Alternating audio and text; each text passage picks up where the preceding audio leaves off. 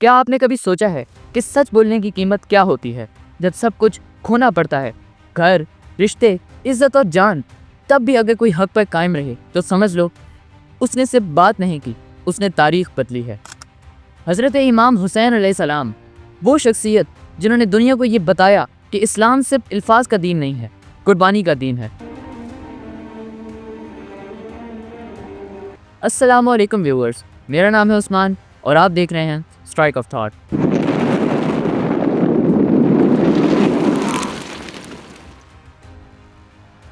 نبی کریم صلی اللہ علیہ وسلم کے انتقال کے بعد اسلام کا نظام شورا اور خلافت کے ذریعے چلا۔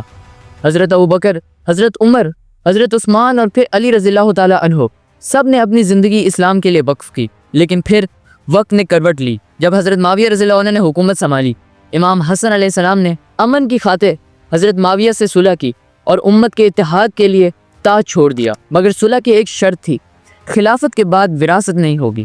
لیکن جب حضرت معاویہ رضی اللہ عنہ کا انتقال ہوا، ان کے بعد یزید کو تاج پہنا دیا گیا جو کہ ان کا بیٹا تھا، اور یہاں سے اسلام ریاست سے سلطنت میں تبدیل ہو گیا۔ یزید کا کیریکٹر کسی سے چھپا نہیں تھا، وہ فاسق تھا، فاجر بھی، نماز کا پابند نہیں، شراب اور گناہوں میں ڈوبا ہوا، اور سب سے بڑھ کر اس نے اسلام کے نظام کو تباہ کر دیا تھا۔ یزید چاہ رہا تھا کہ مدینہ کے سب سے عظیم شخص حسین ابن علی علیہ السلام اس کی بیعت کر لے تاکہ باقی سب بھی اس کے پیچھے چلنے لگے، لیکن امام حسین علیہ السلام نے صاف انکار کر دیا اور کہا کہ میرے جیسا شخص یزید جیسے آدمی کی بیعت کبھی نہیں کر سکتا۔ ایک حسین کی بات ہے، حسین بیچارہ کیوں نہ میدان میں آتا، اسے دیکھا کیا آج رسول اللہ نہیں ہے، آج علی نہیں ہے، آج حسن نہیں ہے، میں ہی حضور کا جانشین، اور یہ سارے سمجھتے ہیں کہ ساری دنیا اگر بیعت کر رہے تو انہیں نہیں ٹھنڈ پڑ سکتی، یہ توقع کرتے ہیں کہ رسول اللہ کا بچہ بیعت کرے۔ میں اگر یہ اعلان کر دوں کہ یہ خلیفہ برحق ہے، نمازیں نہ پڑھنے والا، شراب پینے والا، تو میں نے تو رسول اللہ کا دین جو اس کی بیع کر، حضور کا دین جو اپنے ہاتھ سے دفن کر دیا۔ یہ صرف لفظ نہیں تھے، یہ ایک انقلاب کا آغاز تھا۔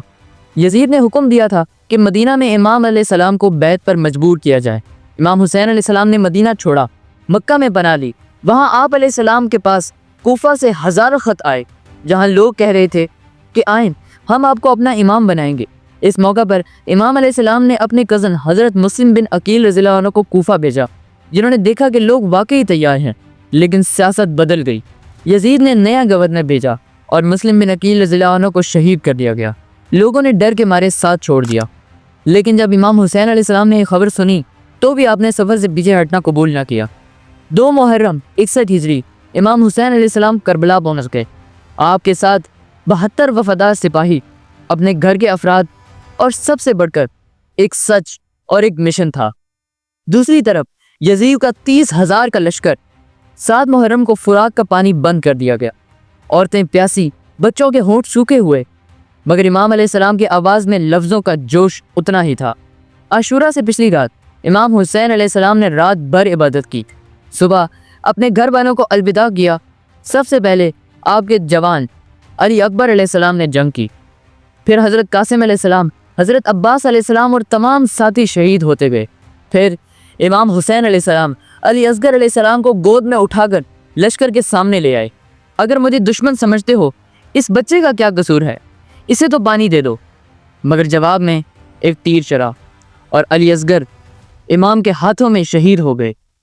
کیا آپ اس منظر کا تصور کر سکتے ہیں؟ جب سب شہید ہو گئے، امام حسین علیہ السلام تنہا رہ گئے، زخمی، بھوکے پیاسے، مگر روح سے مضبوط۔ آپ نے آخری دفعہ قرآن کی تلاوت کی، نیزے اور تیر آپ کے جسم میں گھوم گئے، اور پھر آپ نے سجدہ کیا، وہ سجدہ جس نے عرش ہلا دیا۔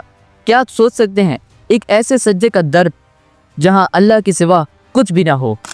آپ کی گردن کاٹ دی گئی، مگر آپ کا مقام ہر وقت کے امام کا مقام بن گیا۔